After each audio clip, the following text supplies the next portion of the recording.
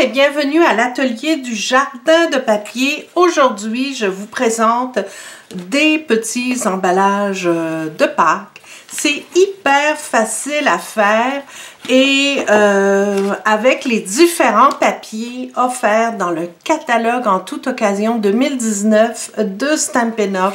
Vous allez vraiment vous régaler parce qu'il y a des petites merveilles à préparer et c'est vraiment super facile.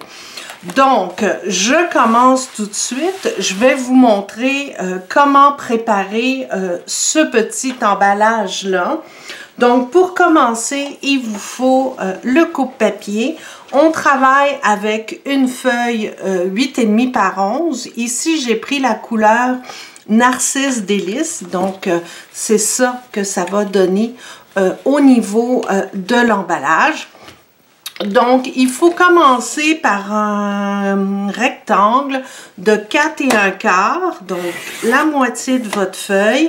Et ensuite, on va aller chercher un 8 pouces. Donc, vous allez couper à 8. Donc, 4 1/4 par 8. Ce qui est fantastique, c'est qu'avec une seule feuille 8,5 par 11, vous allez en faire 2. La partie qui vous reste, moi je l'ai utilisée pour faire mes ovales, faire mes décorations, si vous voulez faire des étiquettes. Donc on l'utilise pour peaufiner la décoration et faire quelque chose de vraiment cool. C'est super joli. À partir du moment où vous avez coupé, moi j'ai utilisé ma planche de marquage que j'aime bien. Donc la planche de marquage, c'est la planche de Stampin' Up! Je vous donne un petit truc. En fait, j'ai pris la planche parce que j'ai fait une vingtaine de petits emballages comme ça et je vais continuer à en faire. J'en fais beaucoup pour Pâques. Et comme je les ai faits en série, un après l'autre, c'était plus facile pour moi d'utiliser la planche de marquage. Ce que je fais, c'est qu'avec les onglets, je vais marquer. Donc ici, vous avez, j'ai marqué pour commencer à 1 pouce et à 3 1/4. Ça va être fait sur la partie qui est courte, comme ceci. Vu que je les faisais en série, ce que je fais toujours, c'est que j'identifie. J'ai mis du marqueur indélébile sur mon onglet, mon curseur, pour indiquer que cette marque-là, ça va être ici dans l'autre sens. Donc, au niveau de la partie la plus longue, vous allez marquer à 3,5. Et on va mettre l'autre onglet, donc celui avec la barre noire à 4,5. Donc, je vais répéter. Sur le petit côté, on commence par marquer à 1 pouce. Donc, on y va doucement pour bien rester dans la ligne. Donc, on marque une première fois à 1 pouce et ensuite, on y va à 3 1/4. Comme ça, de chaque côté. Pour résumer le tout, il faut que vous ayez de chaque côté une marque de 1 pouce. Donc, 1 pouce ici et 1 pouce de ce côté-là. Sur le long côté, on va marquer cette fois-là à 3,5. Donc, pour ne pas me tromper, c'est pour ça que je mets toujours une ligne noire pour indiquer que c'est l'endroit pour marquer, mais du côté du long côté. Donc, on y va avec 3,5, comme ceci. Et de l'autre côté, on y va ici à 4,5. Voilà. Donc, ça, c'est fait. Donc, à partir de là, ce que je vais faire, c'est que vous avez... J'espère que vous les voyez bien à la caméra. Oui, je pense que oui. Donc, on découpe ici le long où il y a les petits côtés. On le fait ici. Et on va le faire également de l'autre côté. Voilà, c'est tout simple. À partir du moment où c'est découpé, On va tout de suite coller notre papier design pour que ce soit joli. J'en ai mis des deux côtés. Donc, il y a un rectangle ici et un autre rectangle de l'autre côté. Mon papier, le papier que j'ai utilisé, c'est du 6 par 6. J'ai pris le beau papier Vichy somptueux et j'ai aussi sélectionné un papier qui se trouve dans le catalogue annuel qu'on a tendance à oublier, qui est très fleuri, qui est parfait pour le temps des Pâques, pour le printemps, et c'est le papier Impression jardinière, donc toujours un papier 6 par 6. Donc, je vous donne les mesures pour le papier à motif qu'on va placer ici sur le devant de notre emballage. Donc, la mesure, c'est 2 et 1/8 par 3 et 3/8. Donc, je vais choisir, vous pouvez choisir l'un et l'autre côté, mais je vais choisir le petit Vichy, donc pour que ce soit un petit peu plus délicat. Donc, on y va comme ceci. Donc, je vais le coller. Vous le centrez simplement dans le devant de votre futur emballage, de votre future boîte.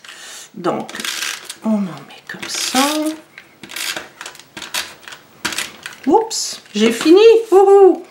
Donc, j'en ai eu juste à temps pour terminer. Ah, incroyable. Donc, mes deux parties sont collées sur mon emballage. À partir de là, ce que je vais faire, vous allez simplement plier. Habituellement, je le fais avec mon plioir en os, mais évidemment, je l'ai oublié. Mais c'est pas grave. Il n'y a pas des grandes quantités de papier à plier. Donc, vous le faites avec les mains comme ça et c'est super. Donc, voyez-vous ce que ça va donner? Avant de coller, il faut faire la petite découpe. Donc, j'ai découpé ici pour que ce soit plus mignon. Donc, j'ai pris la perforatrice 1 pouce et 3/4. Et là, je vais vous donner un petit truc. On se demande toujours, comment je vais faire pour centrer? C'est hyper facile. Première chose à faire, vous allez prendre votre règle et vous allez tout simplement marquer le milieu de l'endroit où vous allez découper avec votre perforatrice.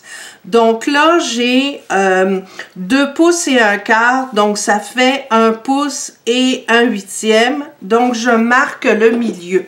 Mon milieu est marqué ici. Pour les perforatrices, moi, j'aime bien aussi mettre des centres.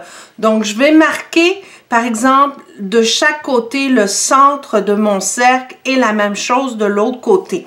Pour y arriver, je vous donne mon truc, mais si vous avez un autre truc, vous pouvez le faire aussi. Donc, ce que je fais, c'est que je rentre ma règle à l'intérieur de la perforatrice et ça me permet d'identifier exactement le centre. Et à partir de là, je vais tout simplement avec un crayon, marqueur indélébile ou même, regardez, avec un crayon à mine, ça fonctionne super bien. Je vais simplement marquer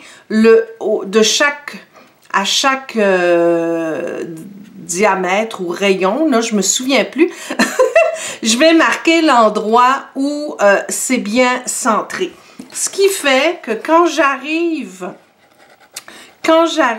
pour perforer mon cercle, je m'aligne ici sur les 2 lignes de chaque côté de mon cercle et j'aligne avec la ligne du haut le centre que j'ai marqué tout à l'heure. Donc, je vais le pousser un tout petit peu, le tasser un peu et voilà.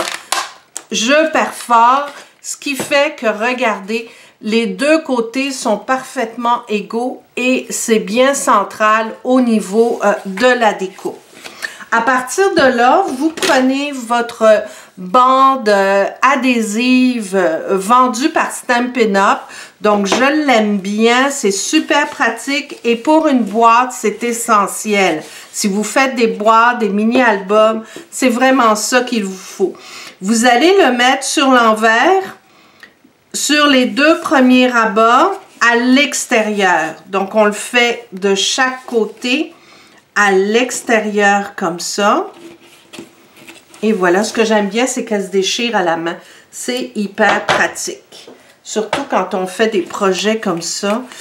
Donc, on enlève la pellicule d'un côté, la pellicule protectrice.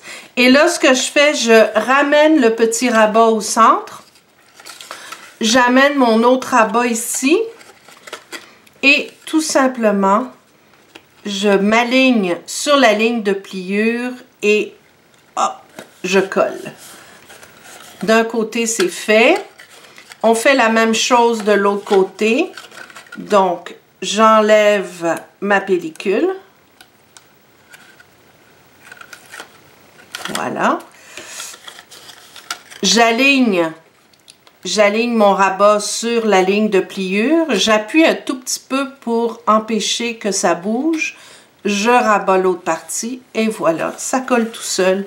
Donc, voyez-vous? Et ce qui est important, c'est que vous essayez toujours d'avoir le rabat qui s'en va vers l'arrière. Comme ça, devant, vous avez une jolie boîte qui est parfaitement lisse. Donc, c'est le meilleur moyen pour le montage de votre boîte. Pour l'intérieur, j'ai pris les sacs en cellophane à souffler 3 par 6 offerts, je pense que c'est dans le catalogue annuel. Donc, super facile. On les remplit, vous les remplissez de chocolat ou de Pâques et ça se glisse vraiment très bien à l'intérieur. C'est vraiment parfait. Pour la finition, pour les décorations, je vais vous montrer ça. Donc, j'ai utilisé le jeu d'étampes Fable Friends qui est offert dans le catalogue en toute occasion actuellement. Pouvez-vous le croire, c'est le jeu d'étampes le plus vendu de Stampin' Up en ce moment. Il est vraiment adorable. On peut s'en servir aussi pour un album de bébé, une carte de bébé, j'en ai déjà fait une et regardez-moi ça comme c'est cute, j'adore ça. Donc j'ai mis ici mes petits canards avec un papillon, j'ai découpé des cercles, donc avec les retailles que vous avez en coupant pour préparer votre emballage, vous pouvez les utiliser pour faire toutes sortes de décorations. Là, j'ai pris Vichy Somptueux avec les rubans Méli-Mélo qui étaient offerts pendant la Celebration, mais vous pouvez également utiliser tout simplement de la ficelle Murmure Blanc. Vous pouvez utiliser ce ruban-là qui est super beau, qui est dans le catalogue annuel. Donc, c'est du Narcisse Délice et c'est un ruban à double surpiqûre. Ça fait un super bel effet. Regardez comme c'est beau. Avec l'oie du jeu Fable Friends. On aime ça, c'est super beau. En fait, c'est une oie ou un canard, je sais pas. Je suis pas très douée au niveau de ce genre d'animaux. Mais vous pouvez aussi utiliser, ce que je trouve très joli aussi, c'est le ruban de lin blanc. Que vous pouvez défaire, effilocher et utiliser les différents morceaux obtenus pour fermer votre sachet. Donc voilà ce que ça donne, c'est vraiment super, c'est adorable. Je vous dirais qu'en ce moment j'en ai fait près d'une vingtaine, j'adore ça. Ça va faire des super cadeaux. Ça se tient bien, je trouve que ça sort de l'ordinaire, on donne toujours des paniers de Pâques. Donc, ça fait un petit emballage vraiment différent. Super mignon et on aime ça. Donc, merci de m'avoir visité. Merci d'être venu voir ma vidéo de jardindepapier.com. N'hésitez pas à visiter mon site web pour passer une commande. Vous allez dans la section boutique et vous avez un endroit, vous allez voir une page qui s'appelle commander et à partir de là, vous avez mon formulaire de commande. Donc, merci de votre visite, c'est toujours bien apprécié et bonne création.